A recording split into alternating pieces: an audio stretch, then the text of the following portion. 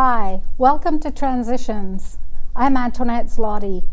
Today on Transitions, we have with us actually two ladies, Norma Kirkby to my extreme right. Norma is a program director with the Alzheimer's Society of Manitoba. And we have Marilyn Davis, and Marilyn is a caregiver who has caregived for her husband and also for her mother. Now, what we'll do today is we will talk about some of the services that the Alzheimer's Society provide to caregivers, but we'll also have Marilyn share her story with us about caregiving, first for her mother and then for her husband.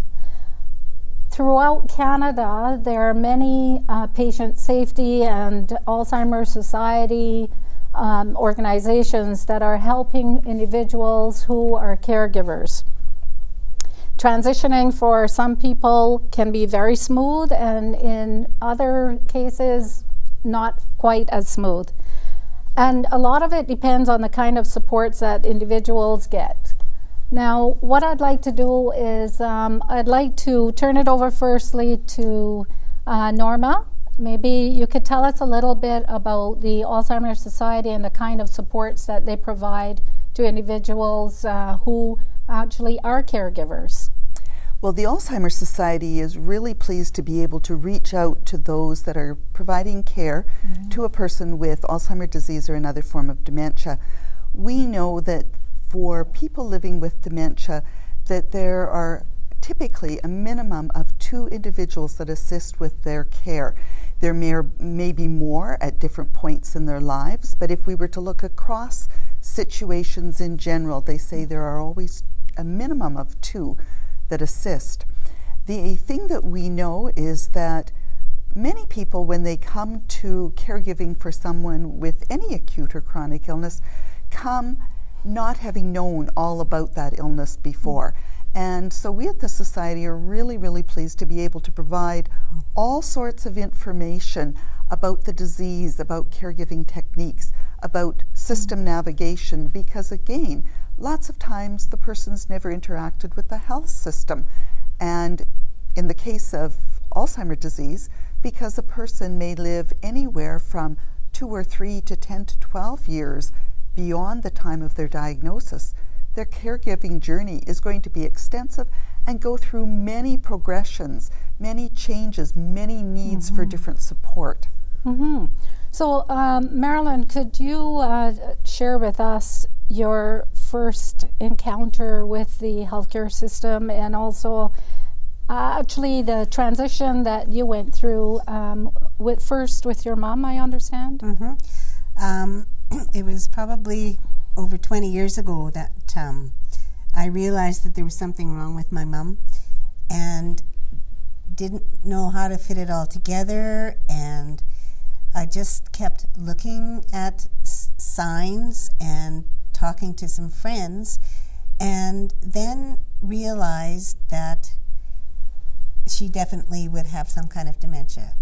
Had a bad car accident and the diagnosis was almost confirmed, and then I actually contacted the Alzheimer's Society, which I didn't know even existed, and ended up going to a caregiving group, which saved my life So and helped my mom. Were you an only child? My brother lived out of town at the time, so I was the only one here to, along with my husband and my son, but it was finding out, researching all the information that I needed to know, because I knew nothing.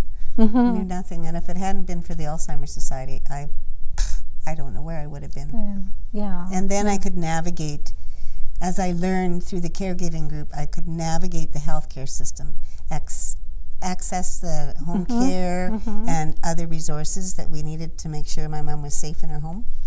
I see. So did you find that you had to give up and make some changes in your social life? And I didn't have a life.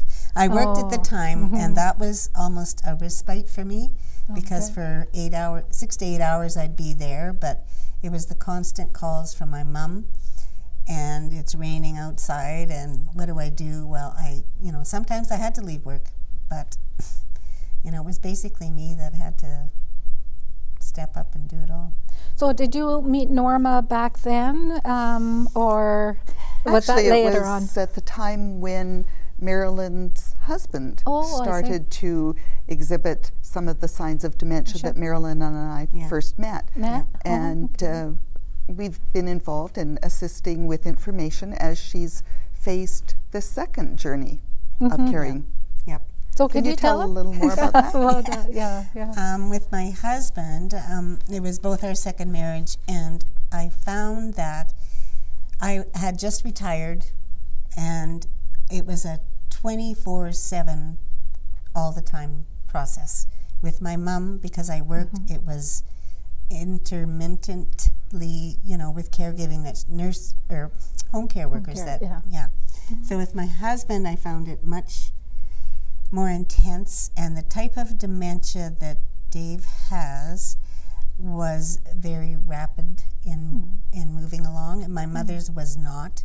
And things that I could put in place for a month or two with my mom, I couldn't with Dave. It was a constant daily change, and changing my techniques and stuff like that. So when he was diagnosed, I accessed home care almost immediately. Almost. So your son, did he play a role also in helping to support? Because I know with caregivers, oftentimes, appointments are during the day. If you have to work, you have to rely on maybe friends or other relatives, because the system doesn't really provide for getting people to appointments, right? No. Yeah. With my husband, it was totally myself. My son helped on weekends. He would take Dave out for half a day, and they'd go to hardware stores and shop around, and it just gave me a break. And that's the way it was. With my mom, my son at the time did lawn service, so he was checking on her every week. I see. Oh, So it was that's sort of good. an added bonus at the time. At the time, eh? Yeah. So if you had to go back and change things, what do you think would have been really more helpful for you, or? Well, in the very beginning, having the knowledge of the disease, but back then Alzheimer's was just a word out there. Dementia was known, but not Alzheimer's. So if I had been able to access information more quickly, but with the Alzheimer's Society I could, because I had friends that were already involved with the society, and they showed me the direction to go in. So I don't know if there was any other way I could have gone without their help.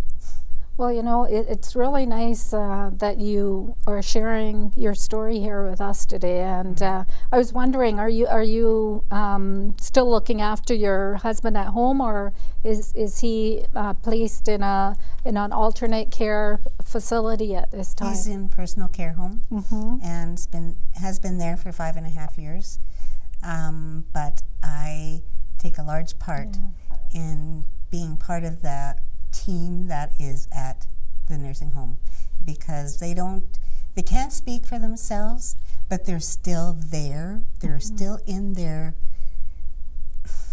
being, they're deep inside, they're still the person that you loved. And so I'm his advocate. So I don't go every day, but I press the director of care and for their learning about the process of Alzheimer's and how they can help others, as well as my husband. That's excellent. That's really, really good. So if you were to give some advice, then it sounds like you're talking about that people really should become more aware, more familiar with the services and with the disease process itself. I know the Alzheimer's Society, during the month of January every year, is Alzheimer's a month.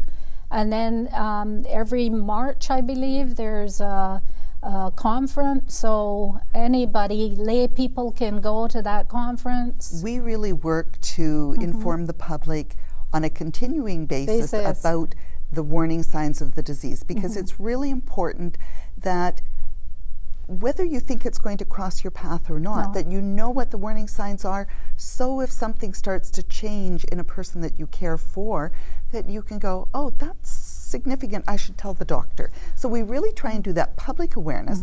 But then for families who are living the Alzheimer journey, we do a really robust kind of service. We provide monthly education here in the city. We have a caregiver conference in the fall. We work with professionals because we recognize that for most individuals there will be a time that either they use home care or a personal care home, and the professional caregivers need to be informed about what's new and emerging in knowledge about the disease. So we do those things as well as a monthly e-newsletter.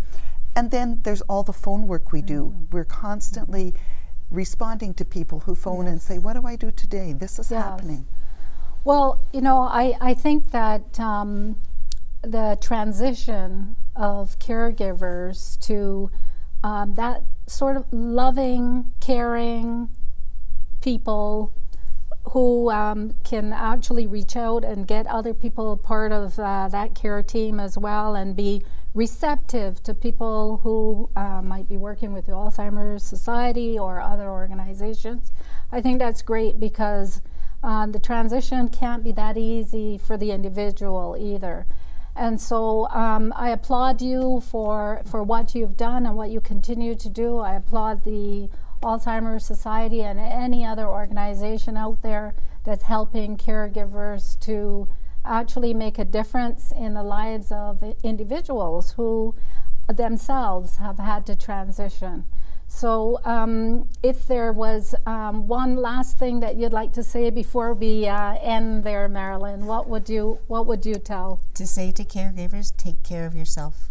Thank you. That is excellent. I really appreciate that. I can see that totally, that that is really good advice. Yeah. And so thank you, Norma, for coming in. Thanks, Marilyn. And I really appreciate you being here and speaking with you today. Thank you. We will see you again at our next show. I hope that you'll find our topics interesting and informative. Please visit the websites that we've posted for you.